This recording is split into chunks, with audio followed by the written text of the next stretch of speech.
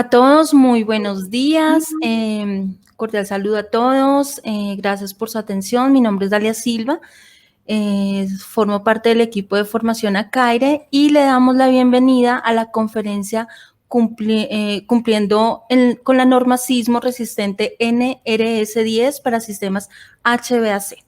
Antes de comenzar, queremos invitar a los participantes a pasar por los stands y conocer todos los pabellones que tenemos en la feria. Los invitamos también a consultar la agenda académica que tenemos para que puedan participar en las diferentes conferencias preparadas para ustedes. Queremos agradecer a nuestros patrocinadores por hacer posible el desarrollo de este evento. En esta conferencia se encuentra con nosotros el ingeniero Luis Eduardo Márquez, quien está a cargo de dictar esta conferencia. El ingeniero Luis es actualmente el gerente de negocios para Latinoamérica Luz & Co. Tiene más de 15 años de experiencia como profesional en áreas de negociación, comercialización y representación de compañías en la región. Cuenta también con 5 años en manejo de protecciones sismo resistentes para elementos no estructurales, permitiendo generar valor y seguridad en los proyectos de las personas. Es un profesional en ingeniería de instrumentación y control con especialización en gerencia comercial con énfasis en ventas. Le recomendamos por favor realizar las preguntas mediante el chat y al final de la conferencia estas serán respondidas. Damos paso a la presente conferencia. Adelante, ingeniero Luis, bienvenido.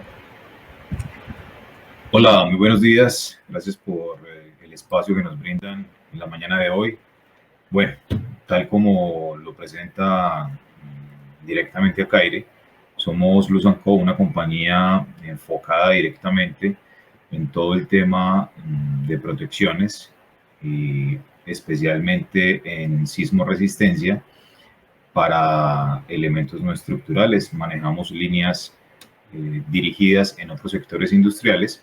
De allí rescatamos un know-how importante, un conocimiento reflejado en lo que hoy queremos presentarles a ustedes. Bien, vamos a hablar el día de hoy del cumplimiento con la norma sismo resistente NSR10 para sistemas HVAC-R, que es interesante. Si bien vamos a ser puntuales y tocar algunos puntos especialmente de la norma, la intención es poder referir también algún numeral o algunos artículos especialmente de normas sismoresistentes tanto de Perú como de Chile, ¿correcto? Donde hemos visto a través de este tiempo que no se han considerado de pronto en algunos proyectos que bien define la norma, considerar pues protecciones sismoresistentes para elementos no estructurales bien definidos especialmente en la norma. Muy bien, somos Luz & Co entonces, tal como lo definen en mi presentación. Yo soy el gerente de negocios para Latinoamérica. Soy ingeniero de control especializado en gerencia comercial.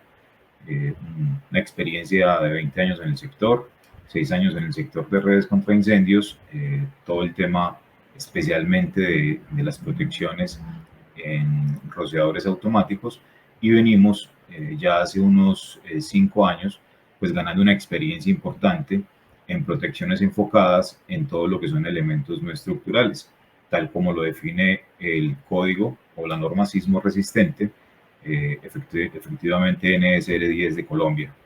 Mi pasión es el relacionamiento en la búsqueda continua de oportunidades y soluciones para el fortalecimiento del sector.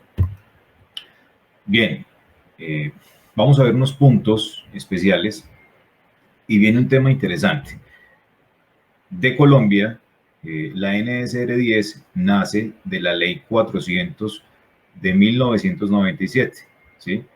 Esta ley se convierte o da lugar al decreto 926 y en este decreto 926 pues nace efectivamente la NSR10. De manera puntual vamos a conversar del título A del capítulo A9 que data especialmente de los elementos no estructurales o sistemas no estructurales, ¿sí? vamos a ver los tipos de elementos no estructurales. Son normalmente las instalaciones que conocemos, enfocándonos especialmente en los sistemas de aire acondicionado, pues refrigeración, ventilación y calefacción. Vamos a ver el concepto de grados de desempeño y grados de uso, conceptos de transferencia sísmica, las responsabilidades que son importantes y es bien, bien puntual e importante, vale la redundancia, que las tengamos allí presentes porque finalmente encierran una serie de actores que están finalmente soportándose uno con respecto a otro para dar cumplimiento efectivamente a este tipo de condición y de reglamento, ¿sí? Vamos a ver las características de los soportes sismoresistentes o arrastramientos Luz & Co, los elementos que intervienen en la solución, los tipos de soportes sismoresistentes o arrastramientos Luz & Co, aprobación y certificación de la solución y consideraciones para una correcta clasificación de un soporte sismoresistente o arrastramiento Luz & Co. Bien, bajo la NSR 10 tenemos entonces el título A del capítulo A9 y habla especialmente del tema de los propósitos, o el propósito como tal es el criterio del diseño sismo resistente para elementos no estructurales. El alcance son las previsiones sísmicas en los diseños de los elementos no estructurales y anclajes. Aquí, pues, les presento un mapa de Colombia, eso lo rescato efectivamente de la NSR 10, donde podemos visualizar la clasificación en función del área de riesgo sísmico que se presentan efectivamente en nuestro país, donde están dadas en 3 tipos de clasificaciones. Una clasificación de riesgo bajo, riesgo intermedio y riesgo alto, ¿sí? Entonces, es importante pues anotar que de aquí en adelante, inclusive la norma pues viene trabajando de años atrás, pero es interesante que usted, si está diseñando proyectos, va a instalar proyectos donde posiblemente este proyecto esté ubicado en estas clasificaciones, pues empecemos a considerar estas protecciones sismoresistentes en función pues, de unos conceptos que en un momento vamos a entender. Muy bien. Instalaciones o elementos no estructurales. Instalaciones hidráulicas y sanitarias, instalaciones eléctricas, instalaciones de gas e instalaciones de equipos mecánicos, en este caso, equipos relacionados con sistemas HVAC. Este numeral lo cita la norma de forma puntual en el A.9.1, tipos de elementos no estructurales e instalaciones. Vamos a ver el concepto de grado de desempeño, ¿correcto? El concepto general es el comportamiento de los elementos no estructurales de la edificación ante la ocurrencia del sismo que la afecte, ¿sí? Sencillo, tengo mi elemento no estructural, tengo mi sistema HVAC y debo de partir desde el diseño mismo, debo de considerar las condiciones especiales que puede tener especialmente ese proyecto para que mi sistema no sea afectado en una ocurrencia sísmica y si es afectado, pues tenga las protecciones ideales. Se clasifican en 3 tipos de grupos o de grados de desempeño.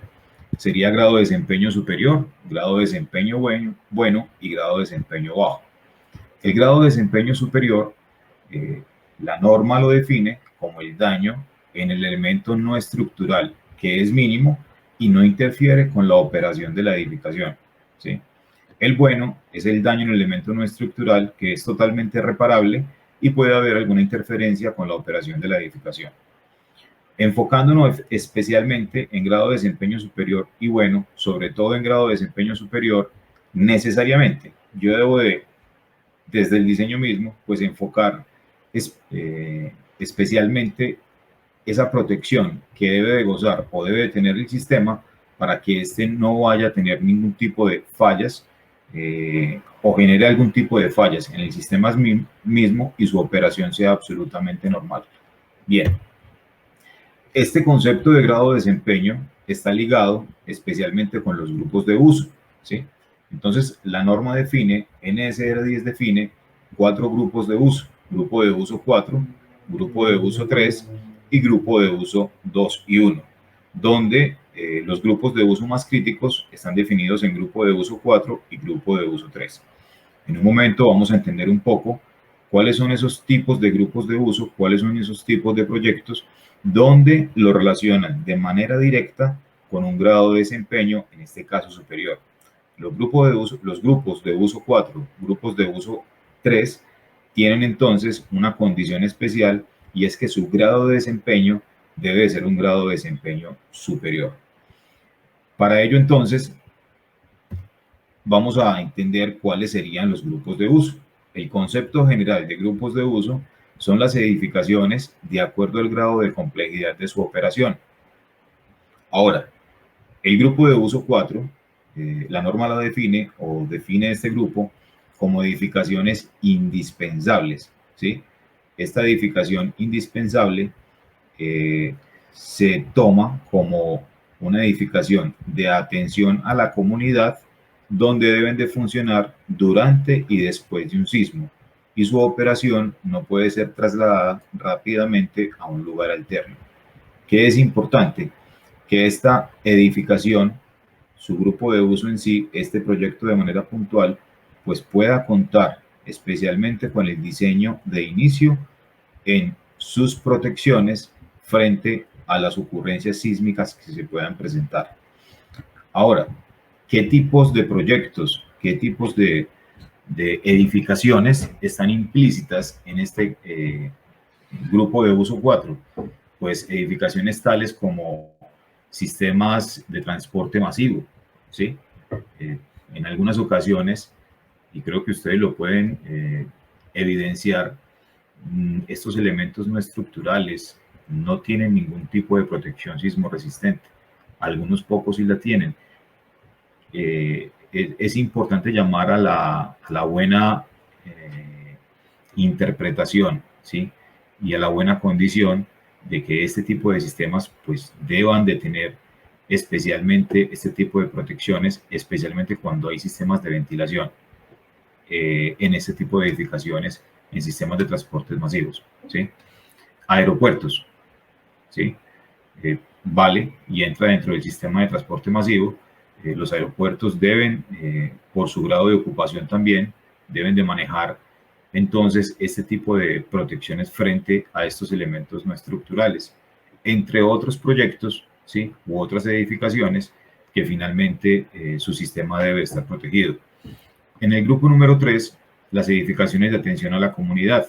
Entonces, en respuesta finalmente a una ocurrencia sísmica, estas edificaciones pues deben de contar con las condiciones mínimas o necesarias de poder prestar una atención directa a un grupo poblacional que necesite efectivamente de ello. Estas edificaciones se consideran como indispensables después de un temblor para atender la emergencia y preservar la salud y la seguridad de las personas. Es allí entonces donde debemos de empezar a cuestionar un poco, pues, que este tipo de sistemas siempre tengan una protección directa y puedan responder efectivamente a una consideración sísmica que se pueda presentar en el evento, en el momento. Entonces, en las edificaciones de atención a la comunidad, todo lo que son bomberos, defensa civil, el tema de los cuarteles, tema relacionados con temas médicos, por supuesto, están los hospitales, están las clínicas, clínicas de un nivel de atención de urgencias y hoy tan bien entendidas y escuchadas unidades de cuidados intensivos, ¿sí? Todo lo que son los colegios, todo lo que son las escuelas, universidades, pues deben de contar especialmente con este tipo de protecciones. Cito en la presentación el numeral que efectivamente da lugar a ese concepto de grupos de uso para que usted pueda hacer la consulta directa y empecemos un poco a entender la necesidad que se tiene frente a esta condición. Que de manera puntual, normalmente se trabajan los diseños, obviamente con unos parámetros definidos, y se toca la NSR 10 en títulos especialmente J y K, donde el título J hace referencia a todo lo que son los sistemas de redes contra incendios o sistemas de fuego, y el título K a consideraciones especiales, ¿sí?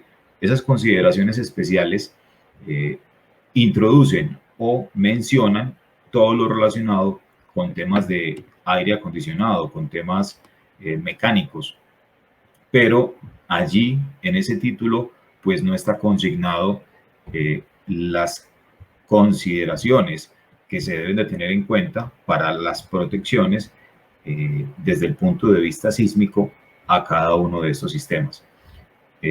Al inicio de la presentación, entonces, enfoco o doy pie al título A. Es allí, en el título A, en el capítulo A9, donde podemos encontrar todo este material técnico, normativo, para entender un poco de cómo proteger especialmente los sistemas no estructurales, en este caso sistemas HVAC.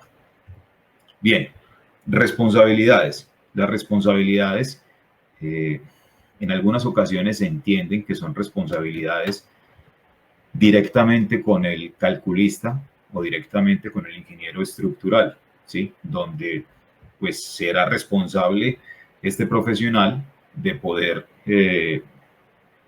responder frente a una condición sísmica o una ocurrencia sísmica al respecto. Pero cuando usted va directamente al numeral A.9.3, hay unas clasificaciones claras, ¿sí? Enfáticas en el tema de las responsabilidades. Y los actores que se ven allí inmersos, pues están aquí detallados. El diseñador. El diseñador tiene la responsabilidad del diseño sísmico de los elementos no estructurales. Recae en los profesionales bajo cuya dirección se elaboran los diferentes diseños particulares. El diseño se realizó para el grado de desempeño apropiado. Ya entendemos qué grado de desempeño, ya sabemos cuál es el grupo de uso. ¿Y qué es lo interesante aquí, señores? Que si ustedes leen textualmente la norma, pues hace referencia al diseño particular, ¿sí? No es el diseño efectivamente estructural del proyecto, no, es el diseño particular efectivamente del elemento no estructural al cual se está trabajando. Entonces, pues desde el diseño mismo se deben de considerar las protecciones efectivamente para este tipo de sistemas, ¿sí? Un actor u otro actor más que juega en el tema de las responsabilidades, por supuesto, es el constructor, encargado de firmar los diferentes diseños de los elementos no estructurales y es responsable de que estos se construyan de acuerdo con lo diseñado, cumpliendo con el grado de desempeño especificado. Pero entendiendo un poco, pues el constructor lo que hace es hacer unas negociaciones y apoyarse especialmente pues en los profesionales que tienen el conocimiento de cada una de las áreas o de los servicios que se necesitan dentro del proyecto, ¿sí? Que es interesante, que desde el diseño mismo entonces empecemos a entender de qué manera yo puedo empezar a proteger efectivamente mi sistema no estructural, mi sistema HVAC, ¿sí? Ojo, no solamente el tema de las redes, también son los equipos mismos, ¿sí? Esos equipos que pueden estar aéreos, cargados, también necesitan efectivamente una protección sismo resistente. Y viene pues un tercer actor y es la supervisión técnica. Es la encargada de verificar que la construcción e instalación de los elementos no estructurales se realicen siguiendo los planos y especificaciones correspondientes, verificando que los elementos no estructurales que se instalen en la edificación efectivamente estén en capacidad de cumplir con el grado de desempeño especificado. Vuelvo y juega un concepto aquí interesante, grado de desempeño.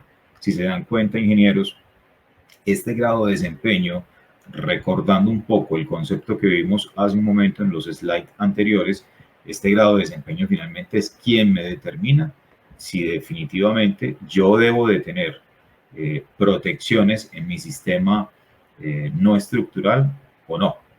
Si bien es el grupo de uso, también es el grado de desempeño. ¿Cómo se debe de comportar? ¿Cómo se debe desempeñar ese elemento no estructural en una ocurrencia sísmica o en función de la misma. Entonces, este tipo de responsabilidades entregan una información muy clara, concreta, de dónde o cuál sería el alcance que efectivamente tienen cada uno de estos actores en función de los proyectos. ¿Sí? Importante que empecemos entonces a madurar un poco lo necesario desde el diseño. Por experiencia misma, ya en algún momento hemos encontrado que la solicitud de la protección del sistema HVAC, ¿sí?, se hace justo en la ejecución del proyecto, porque hemos venido haciendo una sensibilización, hemos venido haciendo unos avances importantes desde la ingeniería misma, desde las instalaciones, de las buenas prácticas de instalación, pero no antes, y especialmente cuando digo no antes, me refiero desde el diseño, pues algunos pocos proyectos sí han considerado este tipo de protecciones, pero algunos otros no, ¿cierto? Entonces, el llamado es a empezar a sensibilizar y a entender qué es grado de desempeño, qué es grupo de uso, para empezar a involucrar efectivamente todo este tipo de protecciones. Bien, la norma me define un concepto muy claro en función de transferencias de fuerzas sísmicas, ¿sí? ¿Qué se entiende? Si este realmente es mi ducto, si bien es una bandeja portacable para conductores eléctricos, pues simulemos que esto es un ducto, ¿sí?, un área pues tal, donde normalmente lo que hacemos es cargar el elemento, en este caso el ducto que nos estamos imaginando, pues es cargar lo que pesa efectivamente el ducto con unas varillas enroscadas 3/8, media pulgada, en fin, definido por normas que están claras dentro del diseño de aire acondicionado, a un distanciamiento tal, ¿sí? Solamente cargo, pero ¿cómo trabajo realmente las fuerzas sísmicas que se pueden presentar efectivamente en este elemento no estructural? ¿De qué manera las estoy cubriendo? Entendiendo el concepto de responsabilidad que hace un momento vimos, y es que si se genera una ocurrencia sísmica, no sé, Cali, Medellín, Bogotá, en cualquier otra parte, o hablemos especialmente de otro país, Lima, yo cómo estoy respaldando, cómo estoy protegiendo efectivamente el buen comportamiento, uno, del sistema, y dos, pues que este elemento no estructural, o sea, mi sistema, mi ducto, pues no vaya a generar un colapso y pueda haber alguna afectación de rotura, ¿sí?, frente a los soportes de carga que pueda generar algún desprendimiento. Eso es lo que empezamos a entender y empezamos a trabajar desde el punto de vista de ingeniería, ¿sí? ¿Con qué? Con algunas fuentes que nos entrega la misma NSR 10. En el caso precisamente de Perú, ¿sí?, es la norma técnica E030, ¿sí?, y en el caso de Chile es la norma sismoresistente NSH 433, todas conteniendo todo lo que son las protecciones para los sistemas o los elementos no estructurales. Entonces, si bien estoy haciendo una aplicación de lo que siempre se ha venido realizando, y es cargar efectivamente el ducto, el elemento no estructural, ¿cómo estoy protegiendo? Pues desde el punto de vista sísmico estos elementos, entendiendo que muy seguramente en Cali puede haber una condición de riesgo sísmico totalmente diferente a la que puede presentar Medellín, a la que puede presentar La Guajira, a la que puede haber en Lima, Perú, en fin.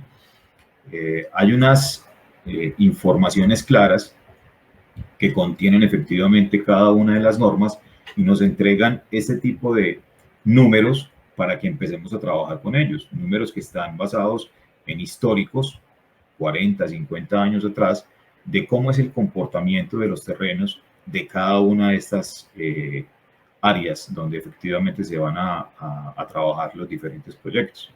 Entonces, hay unas fuerzas sísmicas que se generan de acuerdo a unas variables un poco generales, pero demasiado profundas para empezar a entender cómo puedo hallar la ecuación que me permita saber, pues finalmente, cuáles son las protecciones que debo de trabajar. Entonces, estas fuerzas sísmicas normalmente se generan en función, ¿sí?, de las áreas transversales o longitudinales, efectivamente, del elemento no estructural. Cuando hay un movimiento telúrico, una ocurrencia sísmica, pues estoy anclado, la varilla roscada está anclada a la estructura hace una transferencia de energía efectivamente a través de ese soporte de carga de esa varilla roscada, y quien recibe finalmente ese desprendimiento de energía, quien gana esa energía, pues es el elemento no estructural. ¿Qué pasa con ello? Ese elemento no estructural, como lo dije hace un momento, genera unos movimientos laterales o longitudinales al sistema, ¿sí? Generando allí entonces algunas roturas, probablemente algunas roturas dentro del sistema mismo. La transferencia sísmica como concepto, la norma la entrega como los elementos no estructurales que requieren ser diseñados para resistir fuerzas sísmicas, ¿sí? Ojo que aquí está el quiz del asunto. Y deben amarrarse o anclarse de tal manera que estas fuerzas sean finalmente transferidas a la estructura de la edificación. El amarre debe ser una conexión o anclaje que permita resistir tensiones o compresiones, ¿sí?, sin contar con efectos de fricción ni de resistencia a la tensión de morteros de pega. Lo veíamos hace un momento. El sistema o el elemento no estructural gana como tal energía, gana pues una fuerza donde empieza a generar unos desplazamientos. Pues debo de tener entonces unas protecciones que puedan trabajar a tensión, o mejor, a tracción o tensión, y a compresión, para que el sistema, de tal manera, el elemento no estructural, pueda transferir efectivamente estas fuerzas sísmicas que va ganando. Entonces, si se dan cuenta en la imagen, tenemos los soportes de carga, pero también tenemos unas riostras, ¿sí?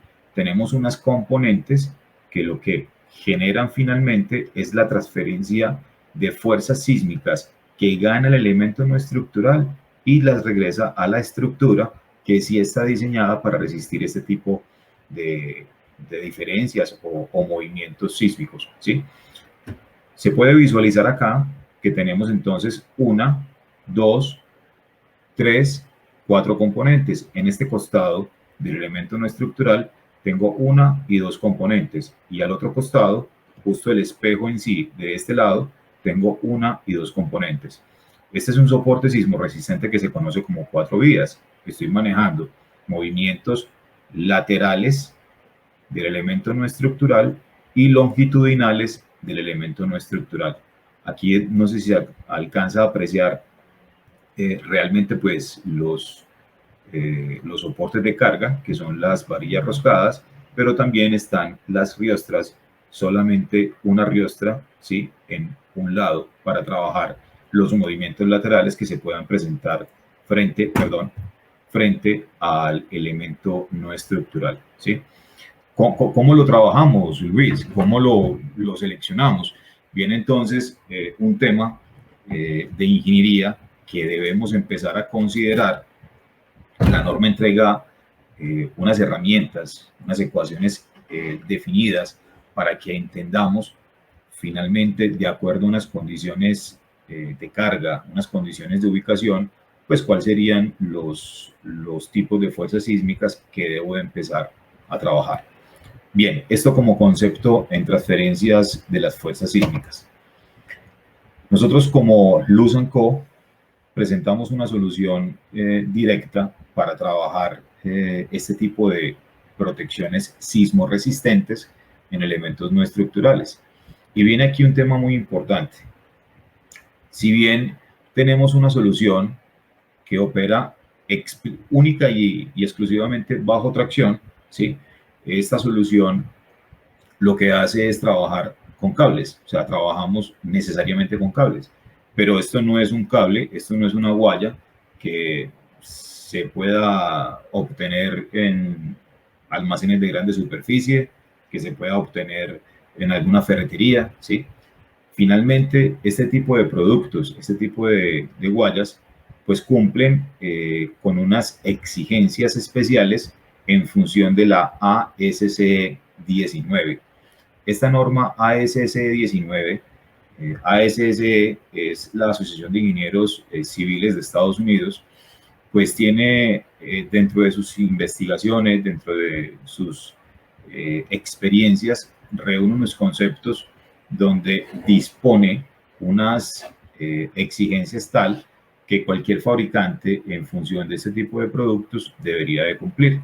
A propósito, el 10 de junio vamos a estar con nuestro gerente de ingeniería haciendo una presentación sobre ASCE 19. Él pertenece efectivamente a la junta de ASCE 19, el ingeniero Kurt, ¿sí? Hace unos 30 años trabaja con Luz & Co. Y generó aportes importantes también para este tipo de soluciones dentro del sector, ¿sí? El 10 de junio entonces están cordialmente invitados, vamos a hacer unos lanzamientos de este tipo de evento a través de LinkedIn con una inscripción previa de cupo limitado solo para que ustedes tengan conocimiento al respecto. Entonces, ASCE 19 determina pues unos puntos específicos que cualquier fabricante pues debería de cumplir. Insisto, esto no es una guaya convencional. La resistencia a la corrosión. La solución que proponemos es una solución de cable en acero galvanizado, unos procesos especiales de galvanizado en caliente para disponer unas permanencias en el tiempo, efectivamente, de ese cable. Cuando hablo de tiempo, hablo de años, ¿sí? 2. El estiramiento previo para eliminar el estiramiento permanente de la construcción y para obtener un módulo de elasticidad verificable. Es allí donde venimos a presentar la diferenciación de cualquier cable comercial que usted pueda conseguir. Este estiramiento previo se hace especialmente en la fábrica. Es un pretensado que se tiene para poder garantizar que el protector, el soporte sismorresistente, el arriostramiento en el tiempo va a permanecer sin ningún tipo de elongación, ¿sí? O su elongación realmente es menor al 1% de su capacidad de rotura.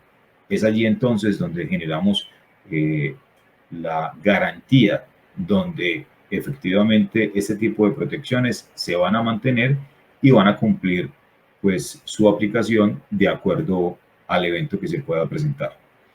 El punto 3 es la codificación por color de cada diámetro diferente de cable para la verificación in situ. Entonces tenemos soluciones como cables dorado, cables naranja, cables verdes y cables negros. Este tipo de colores tienen una especificación de rotura y una especificación de carga puntual, ¿sí? El cable dorado es un cable de 3,32 pulgadas, cable naranja es un cable de 1/8 de pulgada, el verde es un cable de 3,16 pulgadas y el cable negro es un cable de 1/4 de pulgada, donde su capacidad de elongación ligada con el punto número 2 pues cumple unas consideraciones bien particulares e importantes. El punto 4, que dispone así ASCE 19, es la capacidad de todos los componentes de los conjuntos de riostras, incluyendo las conexiones in situ para mantener la resistencia mínima a la rotura, certificada por Luz & Co. Estas pequeñas terminales, casquillos lo llamamos, pues me permiten hacer efectivamente las sujeciones del cable con la terminal en sitio, ¿sí? ¿Qué pasa? IBC, International Building Code, no permite que usted haga sujeciones con los mal llamados perros, los famosos perros. ¿Por qué? Finalmente este tipo de sujeciones son sujeciones para realizar de manera temporal, no permanentes, ¿sí? Esta sería una solución para dejarla permanente efectivamente como protección a los sistemas, ¿sí? Entonces, esta es la terminal que pues cumpliría efectivamente con el punto 4 aquí presente. Y todo el tema de hojas de datos, diseños, manuales, herramientas que son suministradas efectivamente por nosotros. por Luz & Co. Muy bien, elementos que intervienen en la solución. Ya lo habíamos visto entonces, aquí se deja ver un poco más claro. Esta es la terminal o el casquillo. Estos son los SAF, los Seismic and Shoring Fittings, que finalmente están desarrollados para anclarse a la estructura, ¿sí? Este es el orificio para llevar el perno, el anclaje como tal, y este es el orificio para presentar allí entonces o insertar mejor el cable. Estas son las diferentes opciones. Este es el SAF que va anclado a la estructura y este es el SAF R. Pues recuerden que tenemos la varilla roscada que podemos utilizar efectivamente para hacer el retrofit. Si ya tengo instalado todo el sistema, lo que hago es llevar este SAF, insertarlo en la varilla y posteriormente pues hacer todo el tema de inserción del cable. Este es un SAF para un soporte sismo resistente de 4 vías. Este es un SAF para un soporte sismo resistente ya sea longitudinal o lateral. Y los SAF inclusive que pueden ser llevados a la estructura efectivamente como 4 vías. Estas son las herramientas que dispone igualmente la fábrica, herramientas de corte y herramientas de compresión, ¿sí? Estas herramientas deben de utilizarse efectivamente en las instalaciones, generando unas buenas prácticas de instalación y garantizando la permanencia efectivamente de la solución en el tiempo. Estas son las diferentes opciones que tenemos. Lo habíamos visto un poco en el ejemplo de transferencia sísmica. Este es el soporte transversal.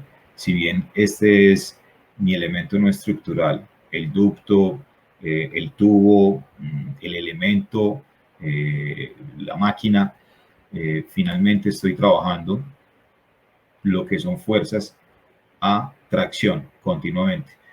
Transferencia sísmica, el concepto me habla de tensión y compresión. Finalmente, como tengo dos componentes, por supuesto estoy trabajando continuamente la tracción, cubriendo los movimientos sísmicos o fuerzas sísmicas que se puedan presentar. Ese sería un soporte transversal con los elementos allí trabajados y un soporte longitudinal al sistema, ¿sí? Este sería un soporte 4 vías, ¿correcto? Esos son los tipos de soportes. Tenemos 3 tipos: lateral, longitudinal y 4 vías. Las aprobaciones que se tienen son aprobaciones muy importantes, muy interesantes. Está la certificación UL, ¿sí? Está la homologación o la compatibilidad mejor de FBC, Fluboard, BlazeMaster y Corsan. En HVAC, especialmente en este tipo de sistemas, se trabaja lo que son tuberías en Corsan.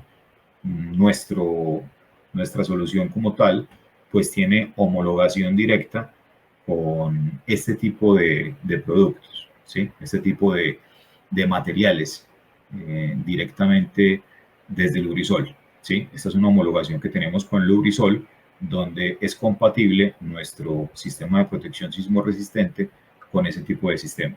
Tenemos también la aprobación o la certificación Intertech y tenemos pues este sello que lo presento con mucha emoción, porque finalmente son sellos que dan, diría que la fe suficiente de que están diseñados los tipos de productos efectivamente para la aplicación. ICC es International Code Council.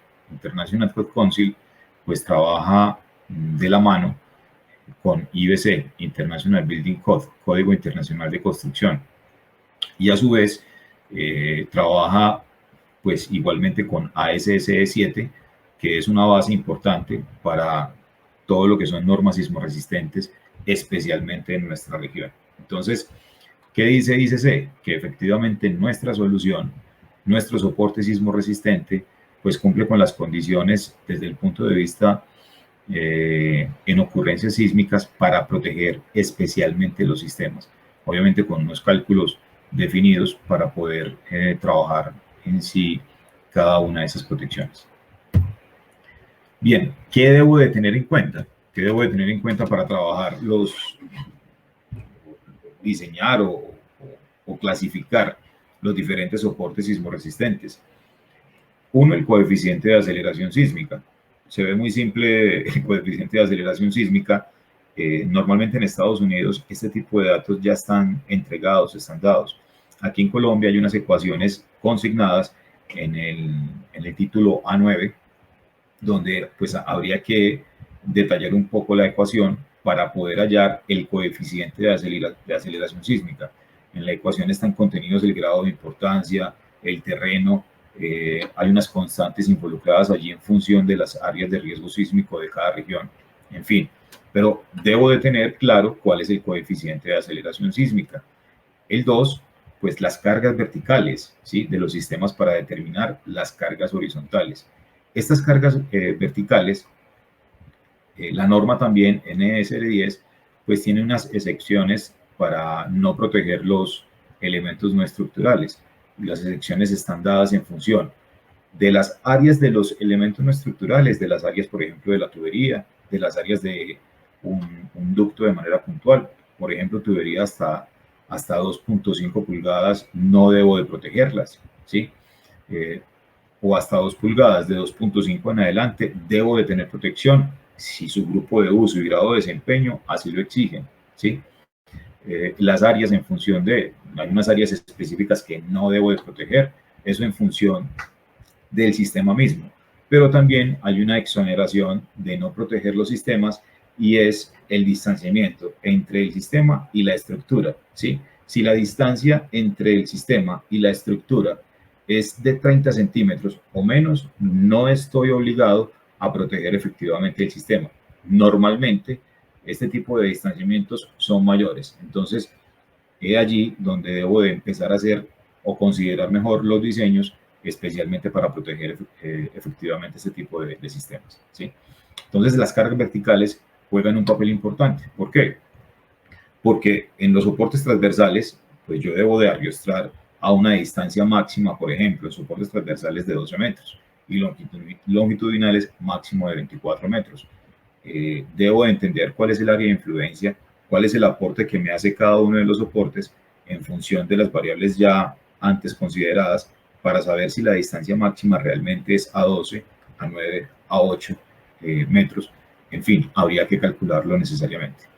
Y una vez ya obtenido esta información, puedo hacer la selección del soporte sismo resistente con base a las capacidades de carga certificadas. Les decía entonces, ahora cuando veíamos las soluciones, cable dorado, naranja, verde y negro, pues tienen allí entonces unos diámetros, unas capacidades de rotura, unas capacidades de carga, que finalmente lo que me permiten es ello, elegir y seleccionar cuál es el cable, cuál es el soporte, en función de estos cálculos que previamente debo de trabajar. Bien, creo que un poco rápido la presentación. El mensaje es que estamos acá, estamos en Latinoamérica. Pues si bien la base mía es Colombia, soy responsable efectivamente de toda la región en Latinoamérica. Permítanos asistirle, permítanos ayudarlos. Venimos trabajando efectivamente con un partner importante desde el punto de vista de diseño, Solution Machine, que nos viene apoyando con las diferentes solicitudes, ya sea directamente con los diseñadores o con los instaladores, para hacer los cálculos en función precisamente de las exigencias que presenta la misma norma. Esto es un poco pronto, rápido. El mensaje es, señores, esto lo debemos de empezar a sensibilizar, lo debemos de empezar a tener en cuenta, a asumirlo dentro de nuestros proyectos con un solo objetivo, ¿sí? Y es la seguridad, ¿sí? Y la protección de todos, especialmente en estas ocurrencias sísmicas que no sabemos en qué momento nos pueden llegar. Bueno, agradezco a todos el espacio, el tiempo y especialmente, por supuesto, a CAIRE por generar estos espacios tan productivos y constructivos para el sector en sí. Mil gracias, señores. A usted, ingeniero Luis, muchas gracias. A todos ustedes por su atención también. Vamos a transmitirle al ingeniero Luis Márquez las preguntas que recibimos. Ingeniero, por favor, la primera pregunta es, ¿cuáles son las exigencias en Colombia para elementos sismo resistentes? Mm, Bueno, es muy general la pregunta, enfocados en lo que son elementos o sistemas no estructurales. Hay unas exigencias que están dadas especialmente en la NSR 10, en el reglamento técnico sismo resistente, donde en la presentación que va a estar colgada, va a estar allí consignada con ustedes, pueden hacer énfasis en el título A.9. Ahí están las exigencias de manera especial, pero para los elementos no estructurales. El tema de sismoresistencia es demasiado, es un universo importante, amplio, donde tocan diferentes elementos de manera estructural del terreno, pero aquí estamos enfocándolo especialmente en el elemento no estructural. Y es allí entonces donde pues está la fuente donde podemos hacer la confirmación del mismo. Siguiente pregunta, ingeniero. ¿Cuál ha sido su experiencia en proyectos en Colombia? Bien, nosotros venimos trabajando muy especialmente, y de allí fue el aprendizaje con los sistemas de rociadores automáticos, ¿sí? Empezó un poco a inquietarme el tema de si estoy protegiendo la red de sistemas de rociadores automáticos, ¿por qué no estoy protegiendo otro tipo de redes? Y empecé a entender un poco la norma, empecé a trabajar con la Asociación de Ingenieros Estructurales de Antioquia y estos ingenieros estructurales me dan un poco de luz para llegar a lo que hoy les estamos presentando, que es el título A9, especialmente la norma sismo resistente. Entonces, si bien la experiencia la tenemos hace unos 5 o 6 años en función de los soportes sismo resistentes para elementos no estructurales, como son los sistemas de rociadores automáticos, la hemos venido creando también desde hace unos 2 o 3 años en sistemas HVAC, ¿sí? Sin contar, por supuesto, pues la experiencia que tiene la fábrica como tal en todo Estados Unidos y otros países, ¿sí? De allí también se recoge una experiencia importante. Pero en sistemas HVAC hemos venido presentando ingeniería y hemos venido presentando suministros desde hace aproximadamente unos 3 años en diferentes proyectos. Siguiente, ingeniero. ¿Hay algún soporte especial para tuberías aisladas? Sí, claro que sí. Tenemos unas condiciones especiales para las tuberías aisladas, recordando que si bien tenemos la tubería aislada, la tubería reposa o recae sobre el riel channel, ¿sí? Y lo que estamos finalmente arriostrando, pues son las varillas roscadas que van a ir ancladas efectivamente a la estructura. Entonces la tubería aislada no va a tener ninguna condición. Mañana vamos a tener una presentación de ZipClip a las 10 de la mañana con todo lo que son soportes de carga. Allí vamos a poder presentar a ustedes soluciones especialmente para tuberías aisladas. Siguiente, ingeniero. ¿Los sensores tienen protección dieléctrica? Bueno, finalmente tenemos el tipo de material que se trabaja es acero galvanizado.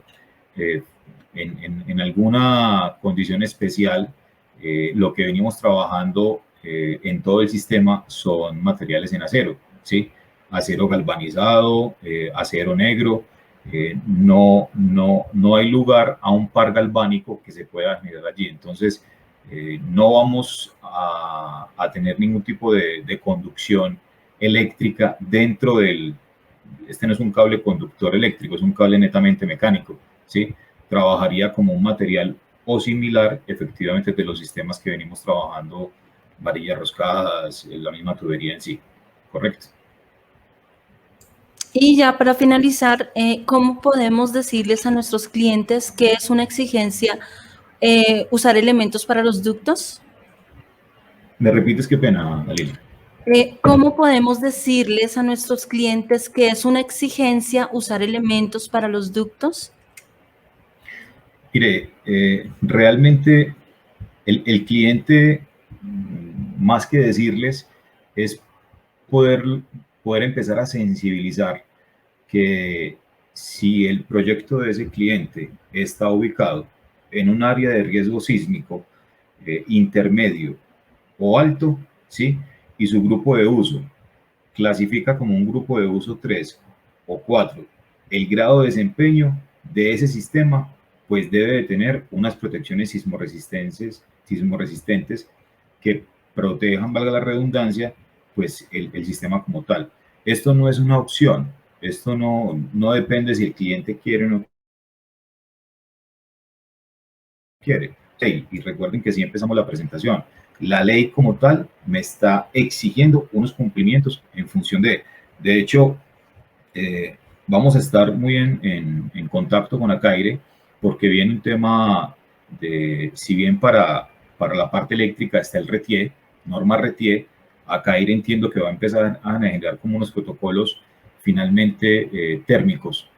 Vamos a trabajar muy fuerte y vamos a involucrarnos mucho porque esto no es una opción, o sea, esto es un reglamento, esto es una consideración, es una necesidad que parte de la misma ley y que se debe de cumplir, es mandatorio, ¿sí? Entonces, ¿dónde se debe de cumplir? Pues habrá que entender muy bien cuáles son las condiciones de ese proyecto para hacer cumplir efectivamente ese tipo de protecciones en los elementos no estructurales, ya sean ductos, ya sean tuberías o ya sean equipos. Gracias, ingeniero. Ya con esto ya finalizamos la sección de preguntas. Los invitamos a que pasen y nos visiten en el stand de Luz & Co. en el pabellón Platino y dejar sus inquietudes en el chat. Va a haber un representante de la empresa que estará allí disponible para darle respuesta. Muchísimas gracias a todos por sus preguntas, por la atención prestada, por la asistencia a esta conferencia. Ingeniero Luis, por acompañarnos el día de hoy. Los invitamos a la apertura que tendrá lugar en el auditorio de la plataforma a las 12 del mediodía. Es la inauguración que vamos a realizar del Expo Acaire y también los invitamos a que visiten los pabellones y conozcan todos los productos, los servicios, las empresas, los expositores que tenemos dispuestos para ustedes. No olviden descargar su certificado de asistencia a la feria, va a estar disponible después del jueves de esta semana. Y al igual que las memorias también van ustedes poderlas descargar y repetir la conferencia en la grabación que vamos a disponer también para ustedes a partir del viernes 4 de junio. En el chat hemos puesto el enlace de la revista Acaire para quienes estén interesados en consultarla y los esperamos a la inauguración y las siguientes conferencias que se van a desarrollar en el transcurso de la tarde. Muchísimas gracias a todos, que tengan un excelente resto de día. Gracias. Igualmente, buen día.